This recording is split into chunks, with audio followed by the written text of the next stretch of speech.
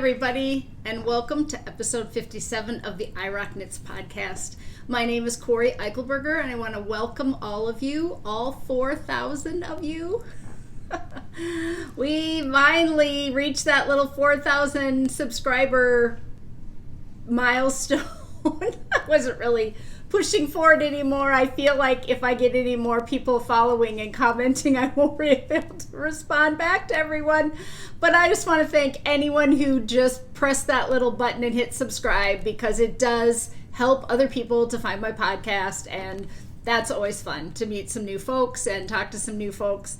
I have had a couple people reach out in the last week and say, hey, I'm new to your podcast. I've just found you in the last couple, and I'm going to go back and watch them all. And I stop right there and I say, no, don't go way back to the beginning. That's just too much, Cori, for anybody. Oh, Cody's joining the podcast today. You want to go under and lay down and bump the camera? That's his role, right? Get right up under there. I've got it pushed as far back as I can, and that's exactly where he'll want to lay. But Cody is my 76-pound chocolate Labradoodle. He is 10 years old. He's got a great face. He was a chocolate silver poodle for a dad and a lab as a mother, and his silver looks like highlights. So people, when he was younger, used to say, did you do that to his hair? Because he has highlights, and his muzzle is a little lighter. His eyebrows, he's got very bushy eyebrows, aka Andy Rooney.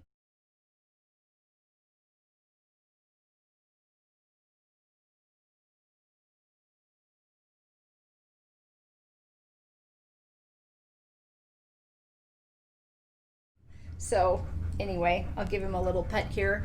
He has not learned that I can't pet on this side. So it has been good hand therapy for me, because I do scritches on the left. I took my thumb brace off today to podcast. But my physical therapist said I could take my brace off to try to knit a few stitches. Just a little bit, nothing to overdo, but he said I'm picking up coins and buttons off the table. I am stretching across and out and up and down, but not flat yet. I see my doctor on the 15th. Hopefully the brace comes off kind of permanently then.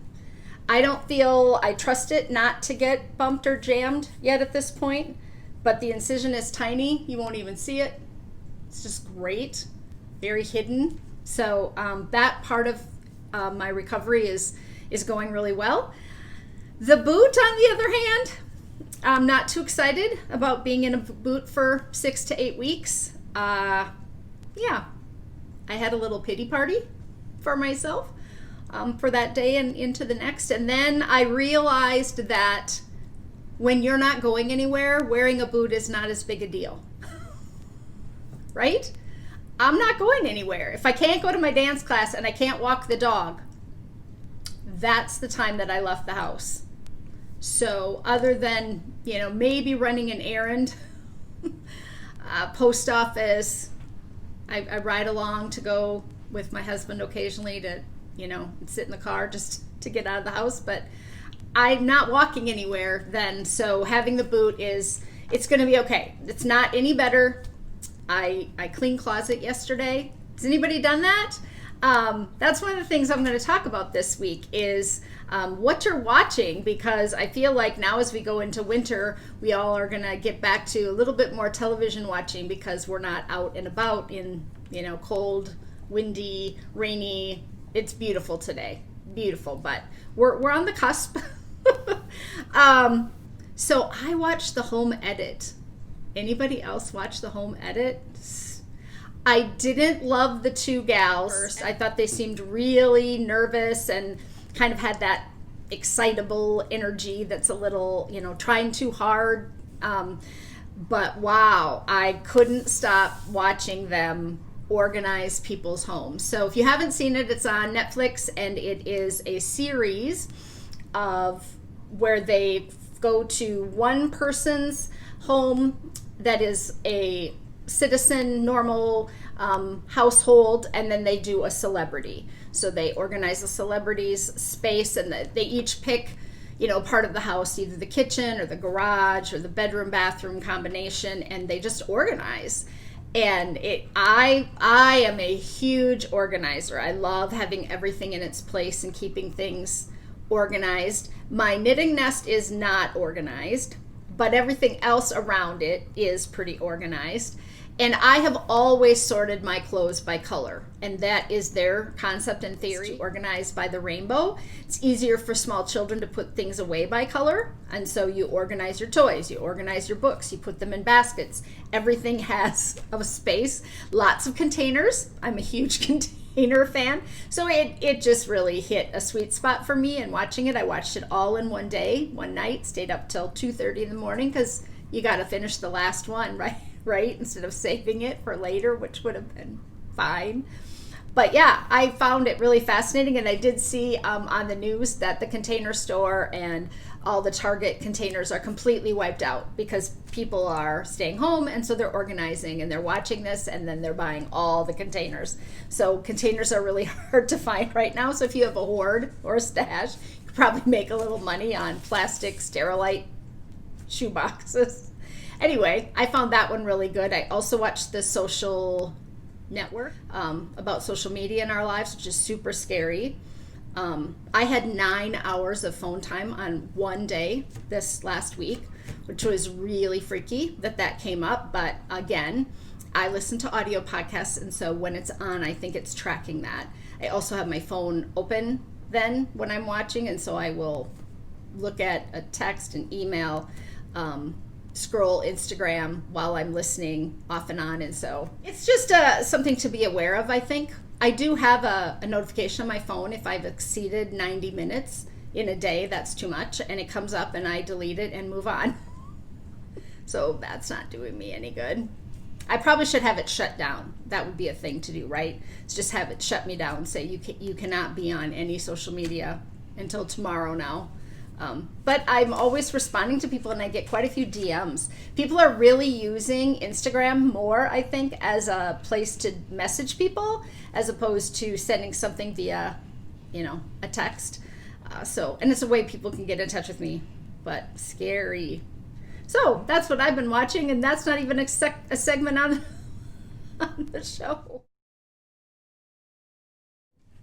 What am I wearing today? I'm wearing my Taco Tuesday tee because it was National Taco Day, and I missed telling you all about it on the last podcast. I should have flipped over my calendar and seen that it was coming up, so I could have told you all. But if you are a subscriber on my website to my little newsletter announcements, if you have your email out there, then you got an update that the Taco Tuesday tee was on sale, and it was a bargain. I kind of gave it away. I think it's such a kitschy idea or concept that not everybody would be into having a taco sweater, but I did at National Taco Day, and then Cinco de Mayo, I'll always put it on sale just to remind people that it's out there. But this is kind of the start of the Knitwords concept, right? When I started thinking, oh my gosh, I could put other words on to knitted pieces and kind of have a little kitschy, quirky idea for everyone. So yeah, that's what I'm wearing today. It's made out of Ultra Pima cotton, and it's a charted and yoke, and I've knitted in all the things: cotton, wool, silk blend. And I did a really muted version, pastels to start. I don't know what I was really thinking in that moment, like why I thought I had to tone myself down, but I did. I thought, no one's going to knit this if it's bold. You need to do it kind of in that Fair Isle kind of look so that it's kind of more hidden, a subtle message. Nah, I don't wear that one.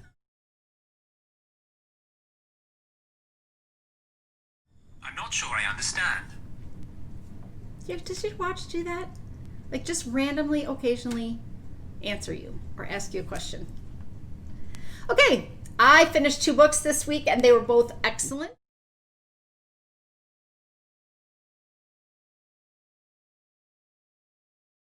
The first one is called Born to Run. A Hidden Tribe, Superathletes, and the Greatest Race the World Has Never Seen by Christopher McDougall.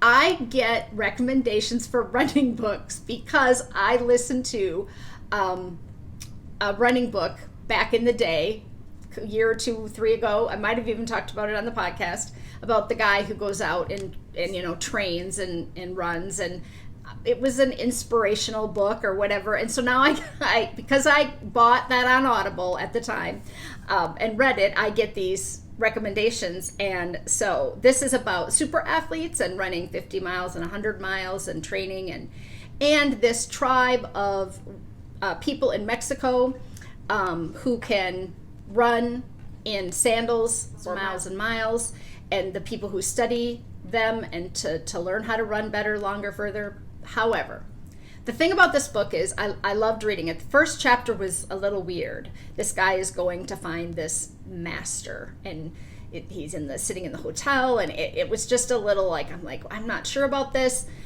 but it's setting you up because he has to go and find these people who are living in the deserts of Mexico on their own, hidden away kind of from any type of society, and they don't want to be found or seen, and they don't need us to study their diet and their ways in order for us to better learn. But there's a whole chapter on plantar fasciitis in this book. Fascinating. It was, to me, that's like a deja vu moment, right? Like, wait a second. This book was recommended to me. It was weird that I thought I should listen to it above other books that I have in my queue. And then I had a whole chapter on something that I'm currently dealing with. I've had it since February. It won't go away. It got worse after I did all the things they told me to do and then stopped those things. It just flared right back up. So the theory and the concept is about barefootedness and letting your feet work, and how the tennis shoe industry, the running shoe industry, has really changed our feet and the shoes that we walk in, the way we walk and our gait, that our muscles in our feet are atrophying and they don't work as well anymore because our shoes are over supportive. They have, they don't allow us to pronate or subluxate or move our toes, or we've got these big heel cups for pads, and the more I read it, I was like, yes, right, you're absolutely right. The shoes that I'm wearing in my house right now are Haflinger clogs, and that my feet don't bend. I walk around kind of, flat-footed, and I'm flat-footed, which is part of my problem. That is inherent here.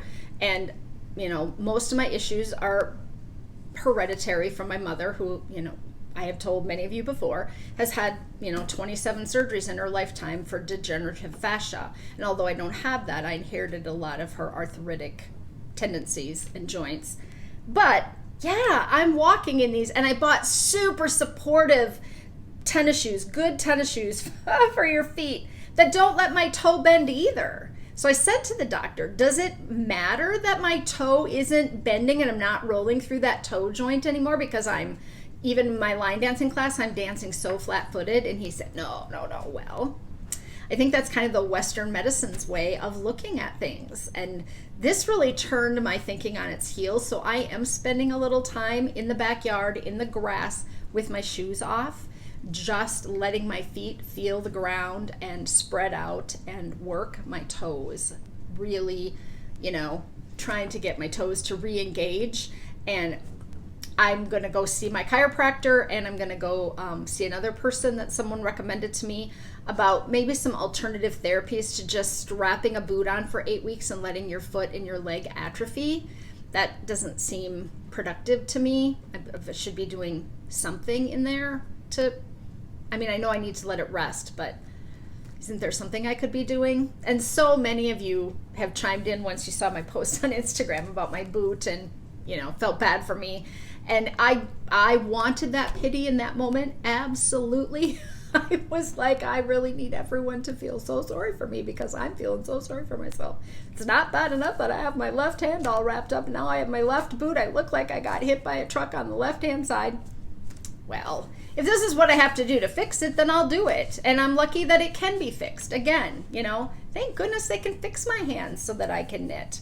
I am struggling a little bit with the purls. Apparently, I hold my needle tighter when I purl, and I pick, and so this finger moves a lot when I'm doing my purl stitches, and so it's eye-opening to me to kind of break it down as to why is it getting sore, why is that hurting right there.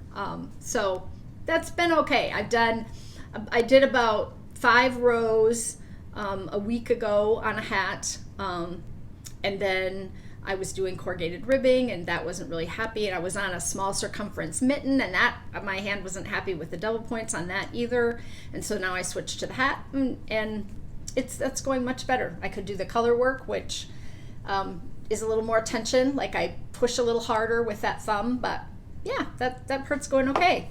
So this book, I just coming in the back door again, folks. I go all the way around the house to come in the back door. This book was really interesting, and I mentioned it to a friend who said that she had read it and had liked it at the time as well. So I feel like it's not just that niche book, but if you like learning and you like learning about things that are happening in the world and these people who can do these races, oh my gosh, and these are some crazy folks who run 50, 100 miles overnight, don't sleep, don't eat as they're running by the thing. They eat a hamburger and keep going stuff. It's very fascinating, but I also really enjoyed the chapter on plantar fasciitis and what to do for it and what their theory is, and the people who are making these shoes now that are almost like a sandal so that your feet are allowed to feel the trail and work. And that's kind of, I think this came out about the time or shortly before the time when footed shoes, the toe, with little toes in them, kind of came in. But yeah, highly recommend Born to Run. It was a great audiobook. The narration was good. I really liked it. The second book I read was called The Vanishing Half, and I'd really like to know if anybody else has read this, by Brit Bennett. Wow. A story of twin sisters born in a small town who eventually run away to go to New Orleans to live in the city, and then they split up, and one sister chooses to live as a black woman and one as a white woman. And I was unaware that there were towns that sprouted up, that grew up, where people of color who were very light-skinned lived, and also married and reproduced children who were also of lighter skin, who then eventually could pass. There are a couple of other books out there now that I've heard about where people literally live their lives as passing as a white person. But this story was just so interesting when you're so unaware. It makes perfect sense that, of course, that happened. And I had heard of people who were very light-skinned who, passed themselves off as being white. And but these two twins choosing to live separate lives in separate ways, it was just an excellent read. This woman came highly recommended. She wrote about mothers, called the Mothers or something, previous to this, which now I just read. I was just listening to an interview before I started this with her about how she wrote this book on the heels of that bestseller that was just kind of renowned. So I think I'll go back and read that one too, because she is an excellent writer, and this was just really interesting. I also will point out in this book, one of the sisters has a daughter, and the daughter goes to college and meets a trans person, and there's a whole storyline, couldn't think of the word, storyline about this person. And they become a couple, and he's transitioning, and that is also interesting, fascinating. And then what they go through to try to get him surgery, just Very, very good book. Narration was excellent. I had it off of the Libby app. It came up as one of my, next ones to listen to. And so I had 2 good book recommendations this week. And if anyone's read either one, please chime in the comments and tell me what you thought of them and when you read them. So that would be fun to hear.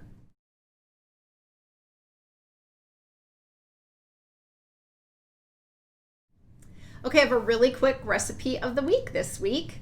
I am going to do a no-peak beef stew. It is a recipe that I don't know where I got it, but it's called Ruth Rempe's 5-Hour No-Peak Stew, and I don't know who Ruth Rempe is. Isn't that funny that you can have a recipe? And I always call it Ruth Rempe's stew, but I don't know who that is. So you put everything in a pan and you cover it up and you put it in the oven for 5 hours. Don't peek at it. It's similar to those no-peak beef tips that everyone seemed to really like. So this is how it goes. 1.5 pounds of stew meat, do not brown. 3 carrots cut. I used a whole package. 4, I love carrots. Carrots are my favorite vegetable. Cooked, browned, braised, roasted. Oh, I love a good carrot. 4 ribs of celery, 1 large onion, 2 large potatoes sliced thick.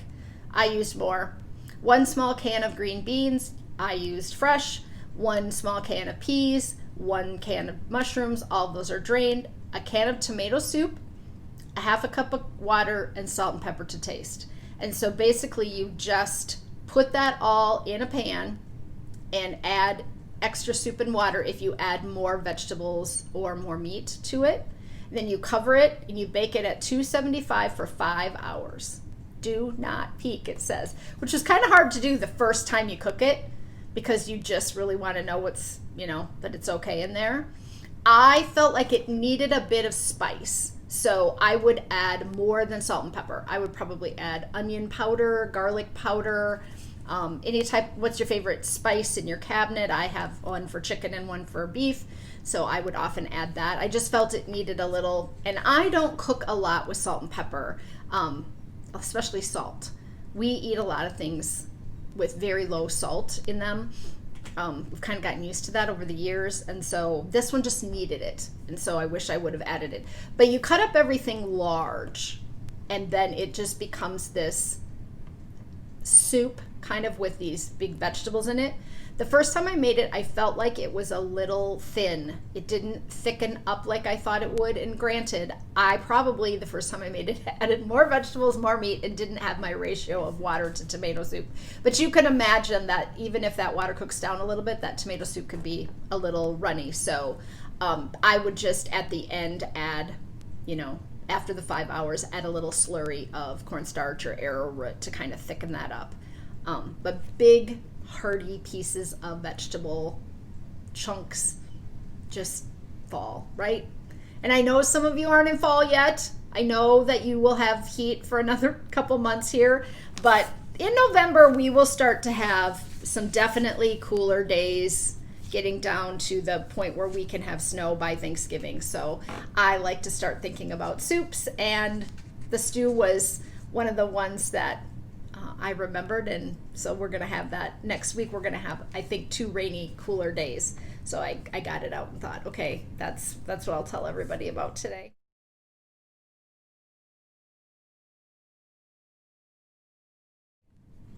I have a bunch of podcast recommendations, so I'm going to go through them kind of quickly. I feel like you guys are all podcast watchers, right? You're very capable of going out and searching for your own, but sometimes they don't come up in your feed. So I'm going to mention them, but I'm not going to go into great detail about, all the different episodes I watched and what they're talking about and that kind of thing, just to get through them. So 1, 2, 3, 4, I have 5 today. Some of you will already know these. Summer Lee Design Company, and that is Summer in Oklahoma. She has 4 episodes out so far. She's darling. She's a cute little tattooed person from Oklahoma who has not hundreds. I'm such an exaggerator. She has a ton that's not a better word, of tutorials. So she's kind of become a knitwear designer and is putting tutorials out there. She's finding her niche through giving people information and education on YouTube, but she does have 4 episodes and she's just fun to listen to.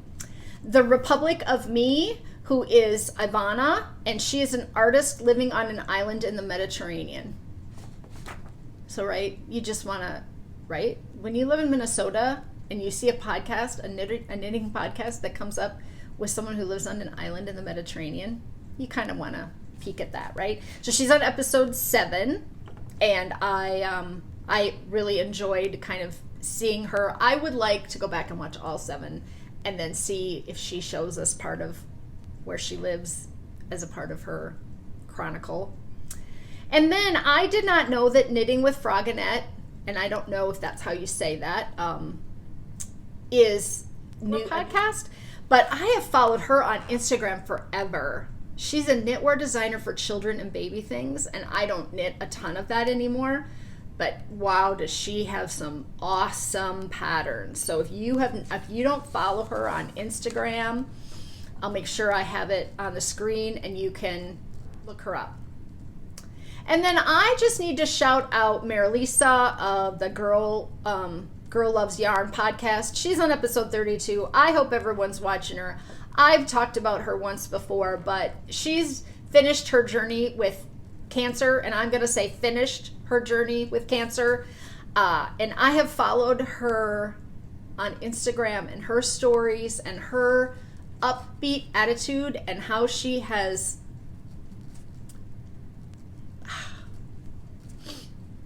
challenged herself, to just meet it head on, and she has shared the ups and downs of what that's like, and it's terrible, right? Her fingernails are terrible. They hurt her. They're falling off. She's losing them. Chemotherapy and radiation is not good for our bodies. It's what saves you, but really hard stuff. And she's hilarious. She makes me laugh with her family, and her 2 kids were there for a while this summer, and her husband. And I just thought, if you're not watching and you don't know about her journey, that's a gift to yourself to go watch that. And then another one that I think I watched 3 years ago, but haven't brought up here on the podcast and hadn't seen, and I was not subscribed, but I remember her, is Tales from CuckooLand.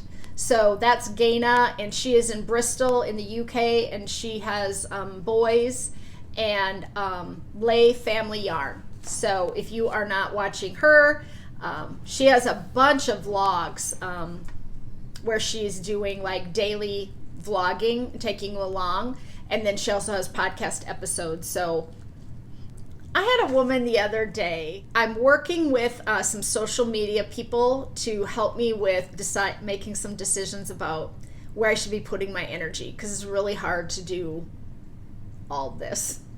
Like, not hard, but it is hard to know how to do all this. Pinterest, Facebook, Instagram, YouTube, writing knitting patterns, designing them, putting out a newsletter, like all the pieces. What do you put most of your energy into? So I reached out to a company that does this work and did they'll do a half an hour session with you to kind of sort out where you're at, where you're coming from, and what you might have questions about. And I just had some really good questions. They gave me some really good feedback. But one of the things that she gave me feedback about right away with my introductory information was that I don't have a podcast. What I really have is a vlog, and that podcasts are not video. Podcasts are audio. And I beg to differ. I think that this is one of those words that has evolved, and that when people first started doing podcasts, they were audio because that's where the technology was, but no one really thought that someone would sit down and talk about it and people would watch someone talk. And so I beg to differ. I would like to know your opinion on whether or not you call the podcasts you watch vlogs or podcasts. I think in the knitting world, it's all encompassing, whether it's audio or video, you're watching a podcast. I know Christy Glass only calls it her YouTube channel and does not call it a podcast, and only calls it a vlog or video log or interviews, because she feels strongly that hers isn't a podcast, although she is doing not exclusively, doing a lot of interviews, but she does have those days where she just talks about what she's knitting.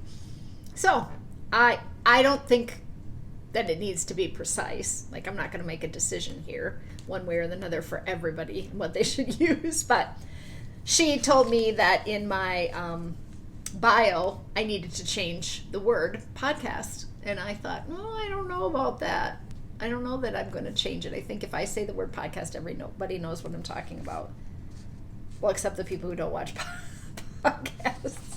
Okay, let's move on. I'm having a Cori moment here where I'm thinking through things aloud, and you guys are all along for the ride.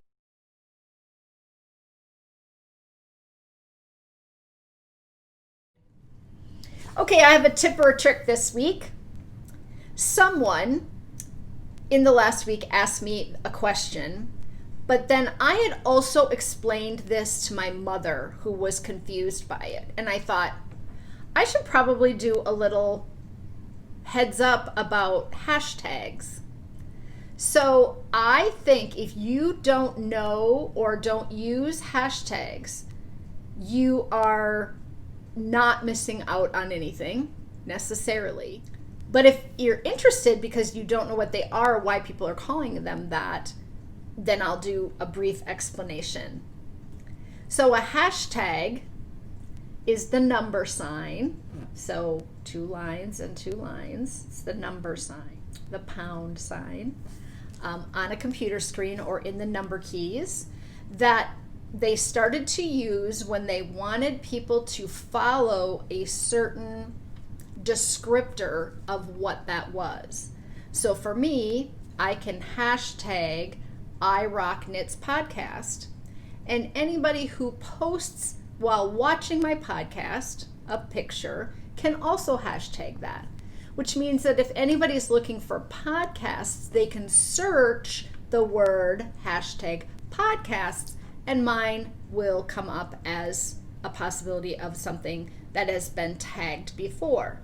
If you're looking for a brownie recipe, you can put into Instagram hashtag brownie recipes, and anybody who's tagged that, so anybody who's baked brownies could come up in your feed. So it was a way of kind of identifying, sorting people into categories for the computer to generate groups. And it became a listing of all the places you could find different items. So let's say you're following Lola Bean on Instagram. She always uses the same hashtags on all of her posts, and one of them is hashtag enamel pins. Now, she's a yarn dyer, so why does she use that hashtag every time? Because she sells enamel pins too, and she wants people to know that not just her post might be about yarn, her post might be about her family moving, but the hashtag has enamel pins because she wants anybody who's searching for that to know that they click on that. If hers comes up, they could go to her website and still also find enamel pins. So on I have listings of hashtags that I keep in my phone, like paragraphs full of hashtags that work for whatever I'm posting. So if I'm posting that I finished a sweater, then I have one that says knitting patterns, knitting sweater patterns, hand knit sweaters. They're all hashtags listed in a row of things how people could find the item that I made underneath that hashtag. And I can tag in a different language. There's all ways to do that. However, I use different ones for different things that I'm posting. So for my Knitwords book, I had Knitwords ebook, Knitwords sweater, Knitwords cowl, tote bag, Knitwords pillow. Because if anybody's searching pillow, in the knitting part, the word knit might come up. Then when I just do a post on that, I probably would specifically put all things about a knitted pillow, a hand knit pillow. So if you want to help people find the sweater that you knit, so for the Taco Tuesday tee, I would want you to hashtag it Taco Tuesday tee.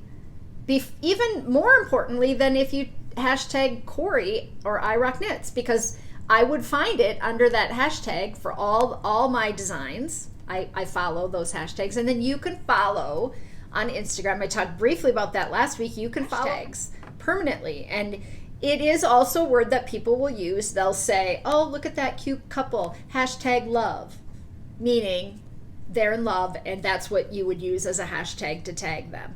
It's a quip that someone would use after making a statement about something, to be funny, to be clever, that kind of thing.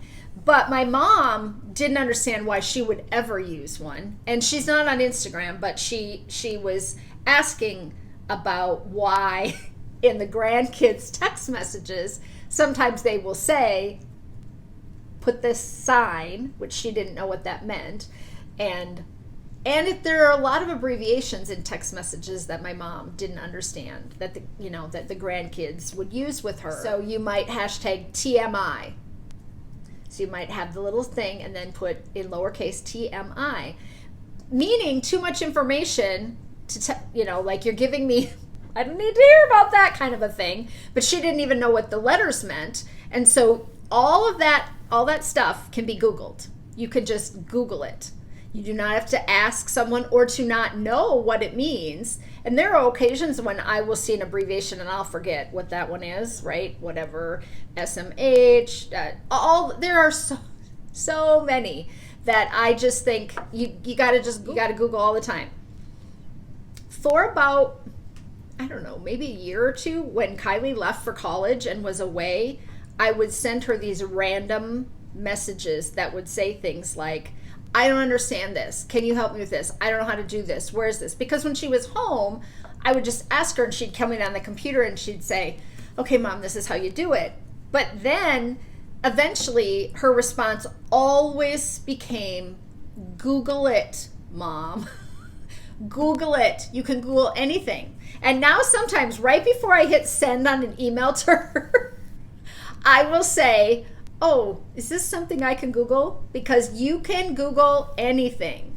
How to make decreases in a knitting chart was a Google for me this week. So someone asked me about it, said, I don't know what you mean by putting I Rock Knitters as a hashtag. Why would you put that? So that people who watch the podcast could follow it and we could see if anybody is doing something fun or interesting and we can follow it. And it's a really nice way to have your feed feature the things that you're interested in.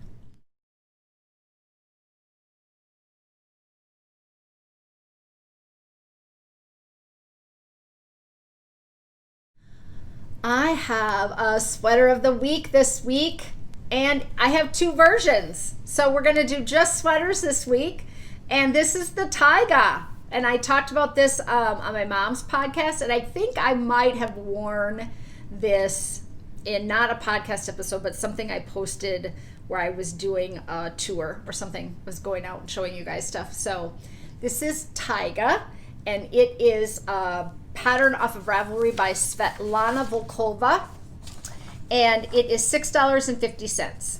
There are 240 projects, and Taiga is the name of the national forest or part of a national forest in Alaska, I believe. I looked that up one time. It is a short-sleeved cardigan, although you can make it long, featuring comfy pockets. Yes, and just enough color work to make it a fun knit. It is worked from the top down in one piece. It goes from sizes extra small to extra, extra large, and that bust circumference sizing is 28 to 49. And I worked it on, 6mm needles, size 10, because it is a chunky, bulky yarn that you knit it out of. I used Donegal chunky tweed, which I believe has been completely discontinued now. although it's still available out there, so you could look on Ravelry to see if people have it in their stashes and they're destashing it, or you could Google it and still probably come up with some, maybe on like Webs or one of those discounts, some of the local yarn stores. My local yarn stores closed it out, which is how I got it. It's a top-down raglan with a wide center front and band, and then these lovely pockets on either side. And I loved this when I was teaching because I was able to really put my keys in my pocket and things like that.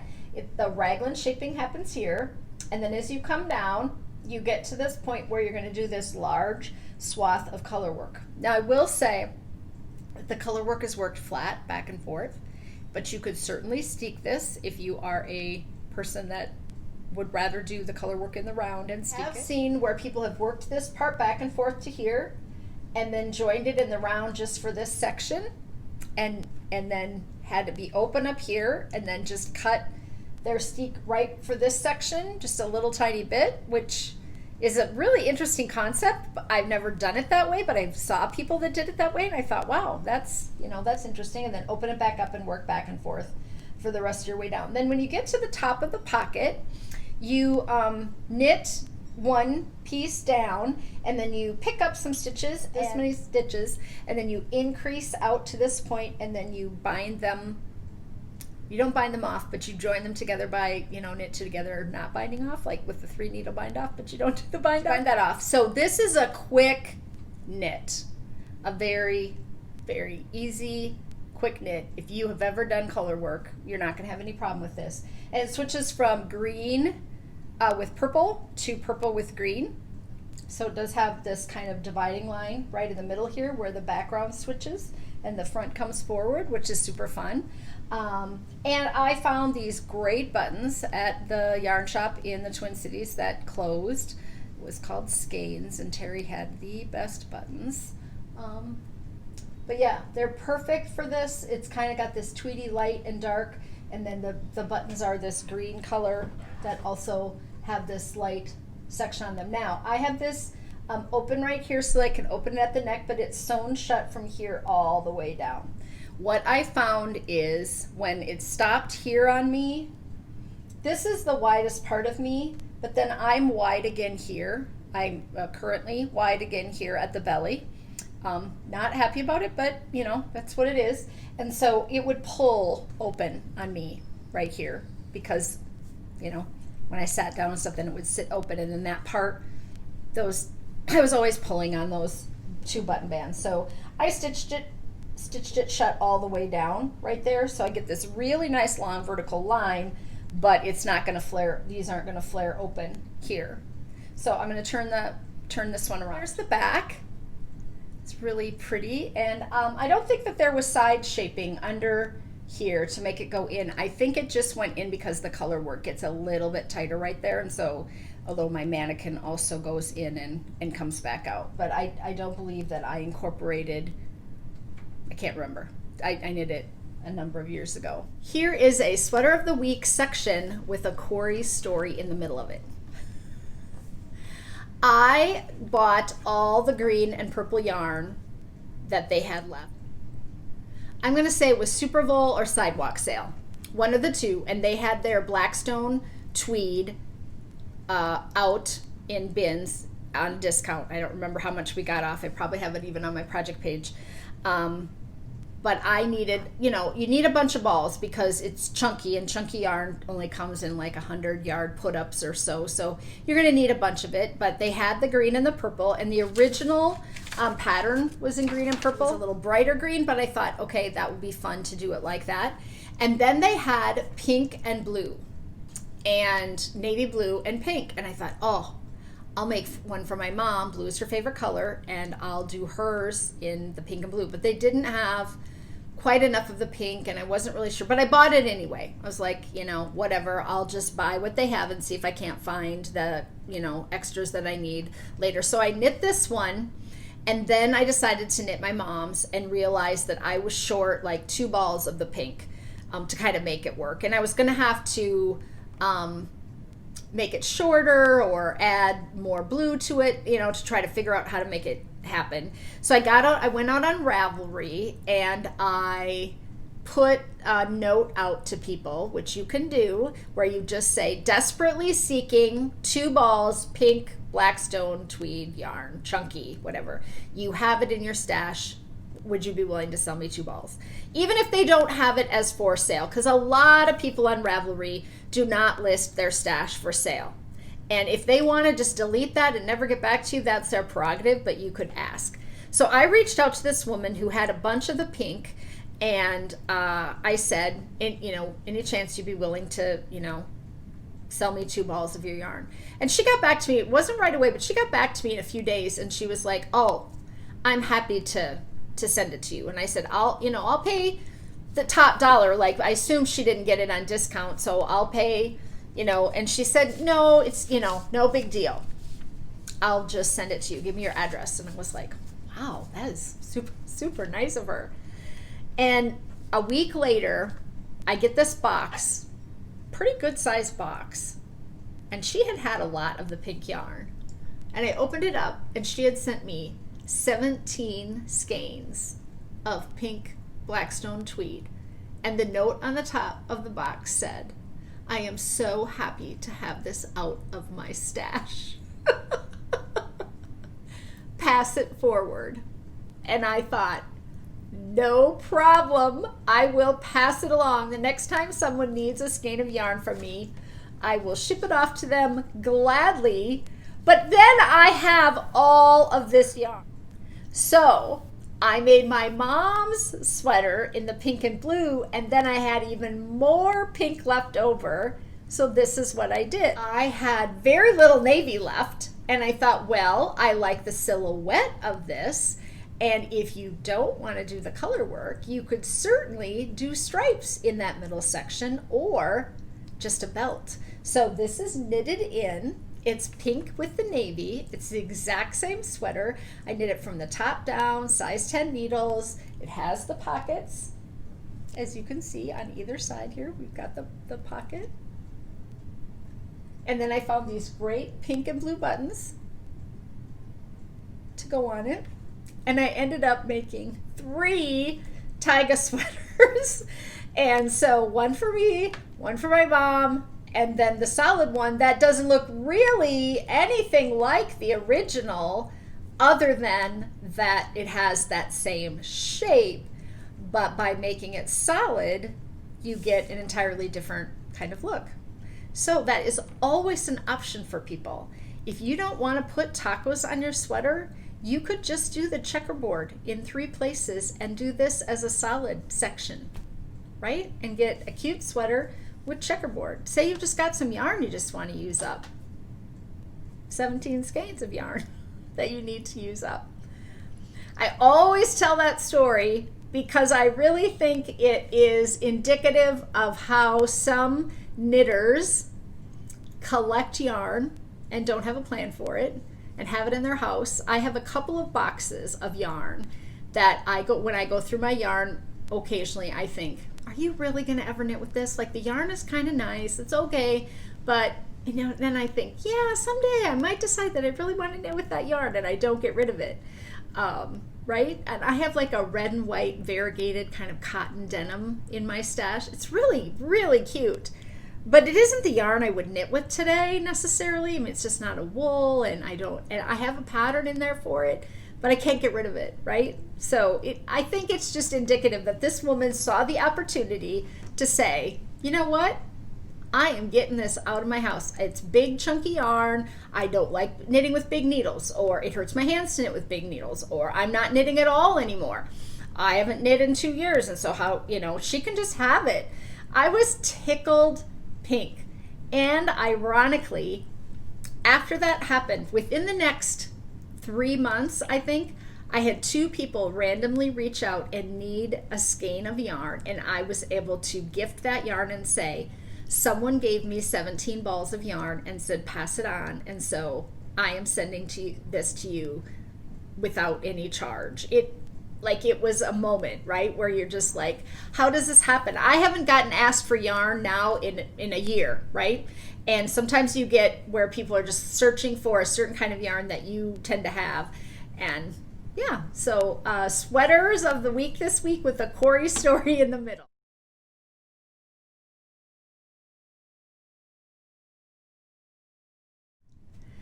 I am still collecting notes for new knitters. So if any of you are still thinking about that or have an idea for me to include in a possibly former published little thing that I might be doing of notes for new knitters from knitters, I would love you to send me the best tip you have, the thing you wish you knew when you were a new knitter, when you were just starting out, the thing you learned that you had like this aha moment for. I probably received maybe 20 from you out, in the last 2 weeks, but if you want to put it in the comments, I can copy and paste it. If you want to send it to me and my email, it's irocknits@gmail.com. Otherwise, you could go to Ravelry and send it to me that way, or you could do it on Instagram because I get lots of messages that way. But yeah, send me any tips, tricks, ideas that you have, notes for new knitters. That would be awesome. I have a note for new knitter that I found was really good this last week, and it comes from Kim. And Kim was talking about a make one right and a make one left. And boy, do people have trouble with this. I'm not a huge fan of a make one right and a make one left on a shawl. I don't like to slow down to think about what I'm doing, if it's right or left, and so I often will just use a reverse thumb loop. We've talked about that. AKA Elizabeth Zimmerman says, throw a thumb loop at it and you'll be just fine. Doesn't lean one way or the other. So if you are doing a center spine and you want leaning, increases, then you have to do the rights and lefts. But Kim's mnemonic is make one right is returning R, make one right, the R, returning home through the front door. Make one left, leaving out the front door. Right returning, left leaning, and leaving. That's how you stick your needle in. Isn't that good? I thought, oh, that's a good one. I have a little slip of paper that has a drawing on it. I should have brought it. I haven't had to look it up for a long time, but that's how I originally learned.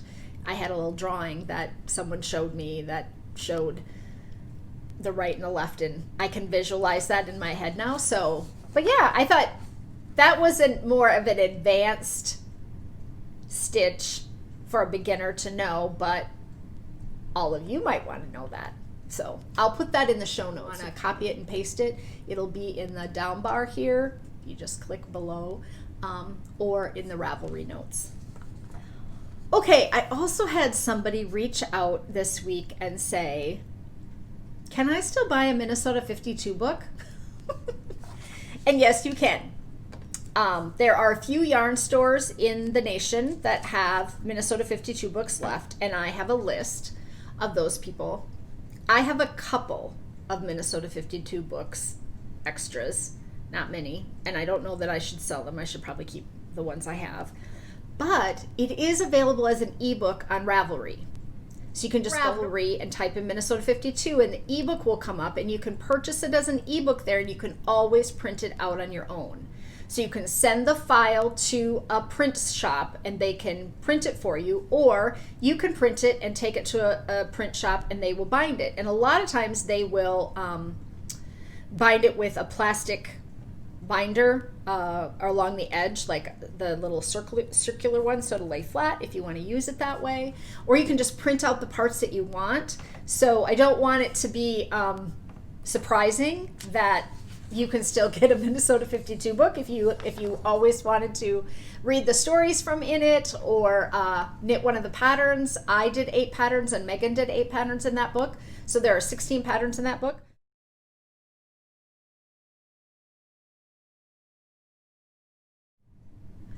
I have been negligent in talking about the Knitwords cowl. I forgot to talk about it last time.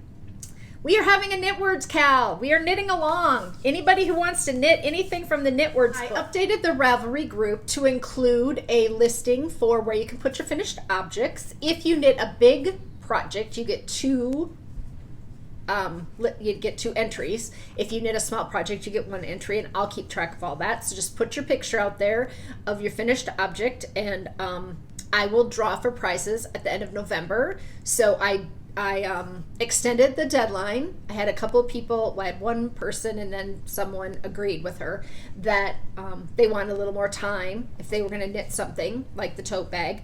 They didn't know if they could get it done, and so I extended the deadline until the end of November, which is fine, and I'm going to show you the prizes quickly. So the first prize is this little kit I bought a couple of years ago that has been in a box of things to gift to people, and it's a fleece lined mitten liner to cut out to line a pair of hand knit mittens. And it's like fleece flannel, super soft with sheep on it. So cute. So that is one of the prizes.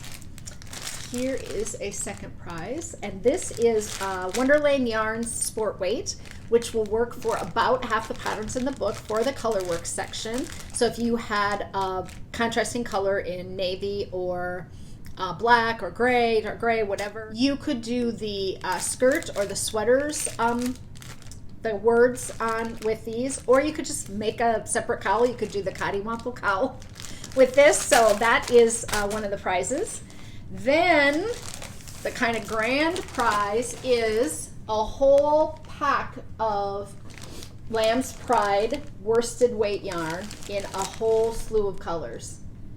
So this would make a great tote bag, but it would also work for the poncho, and it would work for the hat or the cowl if you just wanted to pick your favorite colors out of this. So there are 9 skeins of Lamb's Pride worsted, so that's kind of the grand prize. And then if you are knitting a tote bag and you don't want to put your handles on it yet, you could win a tote bag handles with the buttons and the waxed thread. So that would work for you there. I have some young ladies coming to ring my front door. I'll be right back. Do you guys buy stuff from those kids that come door to door? I usually do. I remember going out when I was young, collecting money for a cartwheel-a-thon, where I said I would do 100 cartwheels in a row in a mall. Do you know what it's like to set up tumbling mats in a mall and have little kids do 100 cartwheels in a row? Imagine.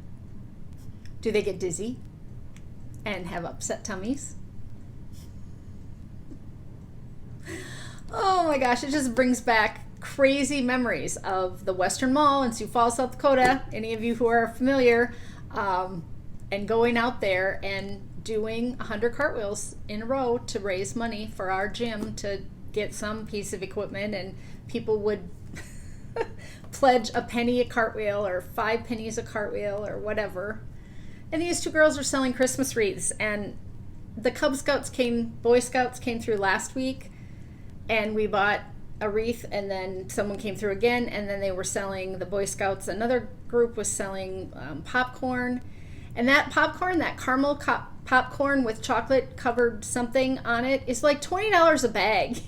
Like it's usually, if I can't buy something, I'll just ask them if I can give them a donation to whatever, just a small amount, so that they can feel like they walk away with something. But now they're door to door with masks on, which is so weird, right? Like, and we're just going about our day, right? Like, I answered the door to 2 girls who had masks on. And if you had asked me to do that in February of last year, I'd have been like, what's going on here, right? But yeah, they've got their masks on, and I just talked to them through the door, just opened it a little, said, hello, girls, and then closed it. And yeah, because, and she said, did the Cub Scouts come through here yesterday? I said, last weekend. They were way ahead of you. Oh, gosh, you just feel bad for those kids who aren't getting any sales today and putting in the same amount of time, right? I said, I'm sorry, girls, I cannot buy another Christmas wreath. Just don't need another Christmas wreath. Okay, I have a book review for all of you today, and then we'll wrap it up.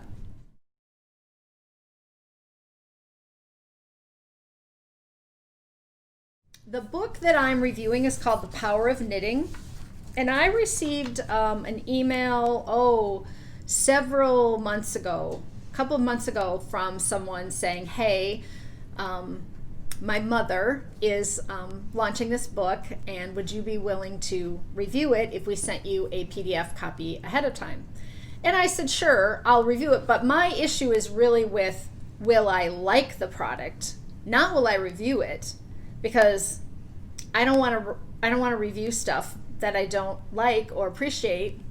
Sorry, dog. And I don't want to tell you all to buy it if it's not something that I think has a value. So I don't want this podcast to be that. But I also know what it's like to put in the hard work of writing a book and needing people to help you sell it a little bit. Somebody putting an Instagram post up or talking about it on YouTube can just help you sell so much better. And people helped me, so I feel like I'm doing 2 books in a row, which is weird because I don't think I've done a book hardly at all since I started doing this. But here's the book. I purchased it on Amazon myself after looking at the PDF. I felt the product was good enough for me to spend my own money. They did not send me this book. They sent me the PDF, which was still in like a weird format, not really, as much like a book. It had the page parameters and stuff on it. It was just not as easy to read. I just got this. The book comes out Tuesday, which today for you. And I think it cost me about $20 on Amazon. It is a story of stitching together our lives in a fractured world. And boy, did she find the perfect, ideal time to talk about how knitting can get you through in a time when we all need our knitting to get us through, right? So there are... it's a chapter book. This is not your traditional knitting pattern book. That's blowing out quite a bit there. Let me hold it up here, see? So stories, like she wrote a book for all of you to read. And then the last, I don't know how many pages, maybe 50 or so, are 10 patterns. Very simplistic, easy to knit, little patterns. There's one for a little heart. There's one for a hat. So you are not going to buy this book because it's the best pattern book that you ever, could see, and you want to knit all of the items. They're fun. There's a little bikini. There's a wig hat. So I'll just show you one. So there's that little wig hat. Here's a little cap, cute little cap with a little. There's a little vest, a little ribbed vest. But then there's a Rastafarian hat. There's a brain hat that looks like a brain. There's a tiny little heart to knit a little stuffed heart. I'm going to read you who the author is. This is Loretta Napoleoni. She's a lifelong avid knitter who learned to knit as a child in Italy from her grandmother. She is also an economist, consultant, commentator, and best-selling author. Her books on global financing, terrorism, economics, and social change since 9/11, and the economies of Europe, China, and North Korea have all been translated into 21 languages. Through her work with several international organizations, the commodities market, and as a frequent lecturer, she has traveled the world with knitting projects in tow.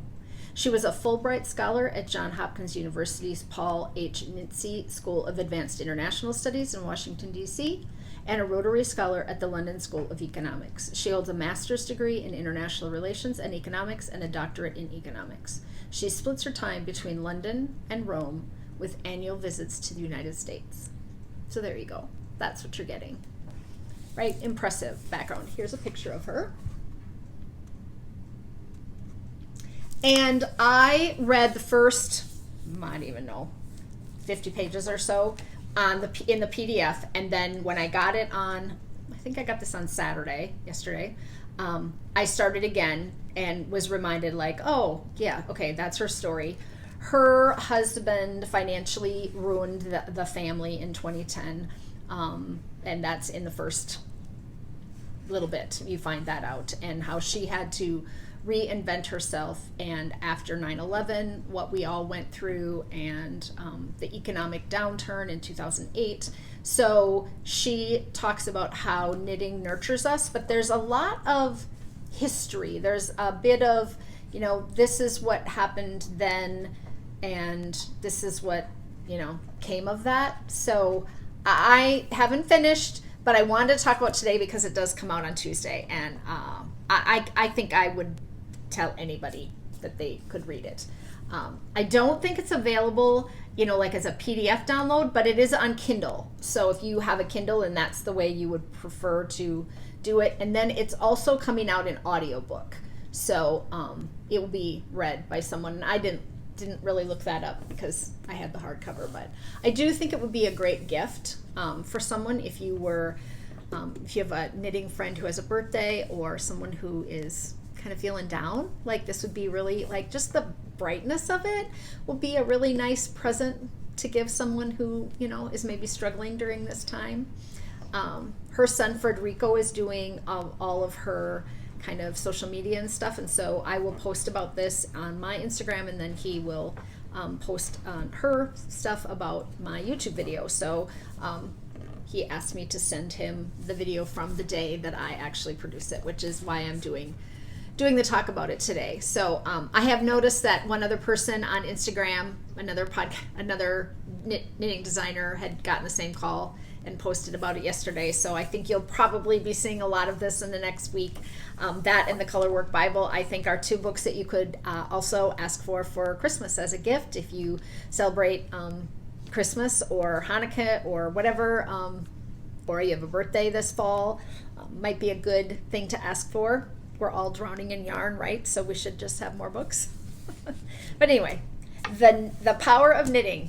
And you can get it, I think, wherever books are sold, pretty much. Same as that Color Work Bible. You just Google it, right? It's going to be my answer to all of you now going forward. Google it. You'll find it somewhere.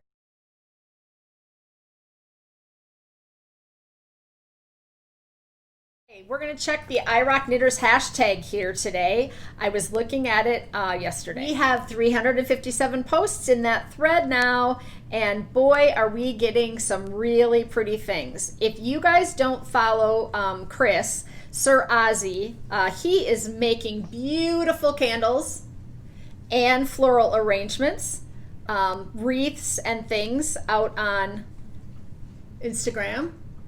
Super pretty, and he is a member of the group. Here is a babe in her little baby bonnet. That's from Jenny. And Chris has got his hi-ho wrap going, and look at that. Aren't those colors lovely? So lots of, oh yeah, I remember this one too. Look at that cute hat. That one has to do with bees. Yeah, that's Chris's pollen count hat. And there's a cowl to match as well. And scrappy socks. There, we saw that last time. Chris finished a tuss knit of the acorn hat. See, that's the thing that you find if you follow a hashtag, is that Chris is tuss knitting stuff. So before the patterns even come out, you'll get a sneak peek of what they look like. And this is Patty Knits 2 beautiful shawl. Whoops.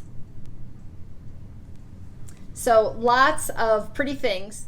And how do I follow a hashtag on Instagram, Cori?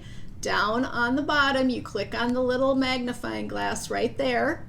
And then in the top, you type iRock Knitters. Across the top, there are 4 symbols. If you click on the one that's the hashtag, it will take you to the iRock Knitters hashtag page. If you open that, at the top, you can click follow. So type in hand knit sweater patterns, whatever, and then go and click hashtag, and anything that's hashtagged like that will come up. And then you can choose to follow it or not follow it. You can just look through that page at random. You don't have to you're not subscribing to anything. You don't have to watch it forever. But you can scroll down it and say, oh gosh, yeah, I would like to follow, knitted hats. So let's do knitted hats. Type it in, no spaces in between. And here they all come up because I've got the little hashtag highlighted. And those are all the hashtags. So knitted hats are the best. Knitted hats for babies, knitted hats for sale, knitted hats for girls, knitted hats swag. So you can click on any of those and decide whether or not you want to follow them. If that's all you love to knit or socks, you should be following some sock hashtags, right? Because that feeds your feed with the things that you love.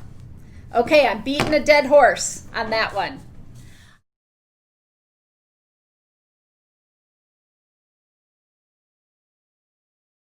This is my brief Cori stories for this week.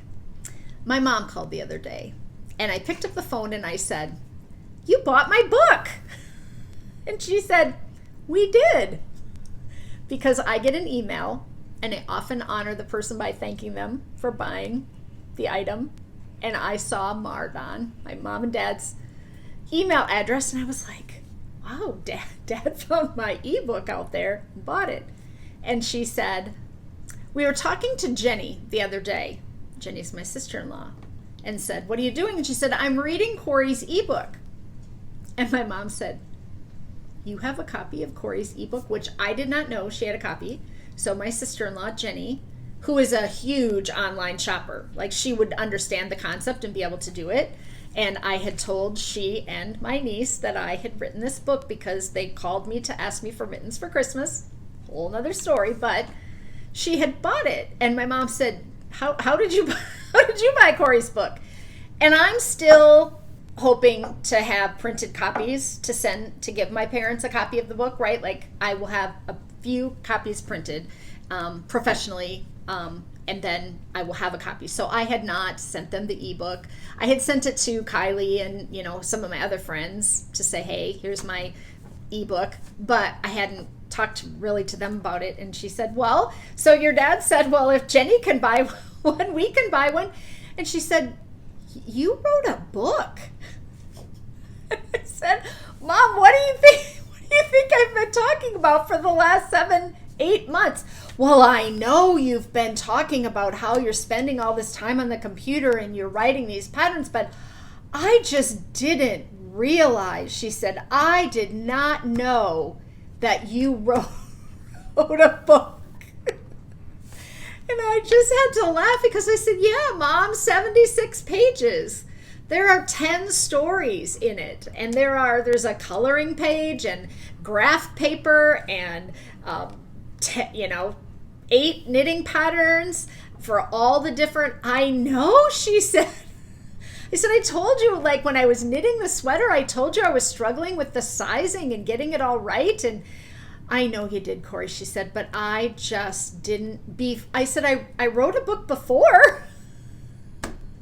And she said, I know, but you wrote that with someone else. And there was a process that I was understanding. And now during quarantine, I just didn't realize that you were actually. And I talk to my mother often. We are very close. And I want to know what's going on in their day-to-day life, and she's been down, and I want to talk to her. So I have shared with her repeatedly my hair-tearing out, process by which I was trying to find 2 more test knitters to do the hat or, whatever it was. Every day I would scream from the office, out to Ross that I had messed up a chart and I had done it wrong or whatever, and I was remaking it before we could eat supper, right? Like that kind of thing. So I know I had shared with him, but she just had no idea. And I thought, I wonder if there are other people in my life or that watch the podcast that really have no idea that it is physically 76 pages. I don't know that I mentioned that. I might have. I edit a lot of this podcast. So there's a possibility that you don't know and that you even maybe bought the book and haven't read it yet. And so I did make that note out on Instagram the other day. I said, hey, did you buy my book but you haven't opened it yet? Because you don't even know what you have then.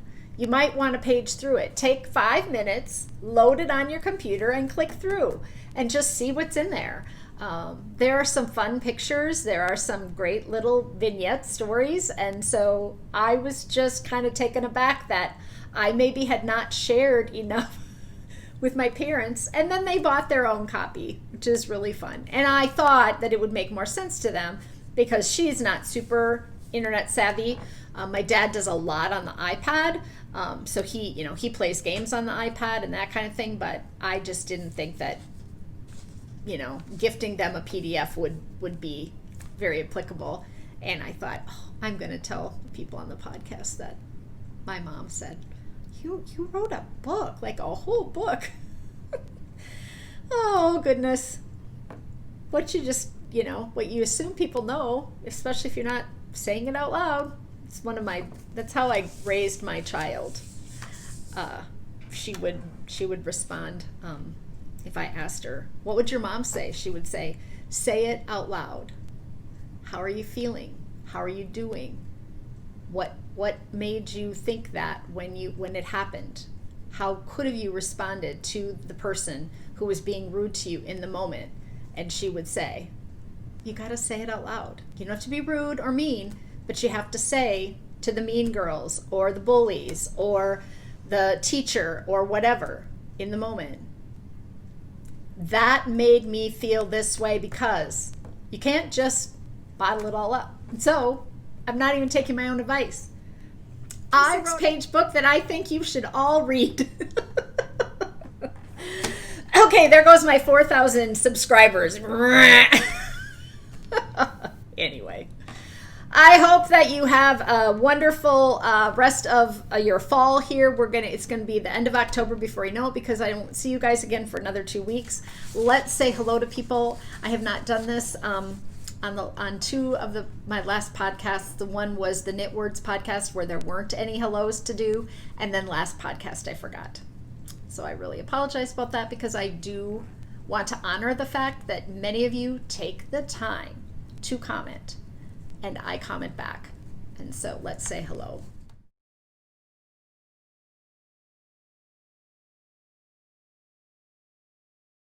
You loved the avocado story, the Tour de France, and the Cottywomple cowl. So many of you commented on 1, 2, or all 3 of those things.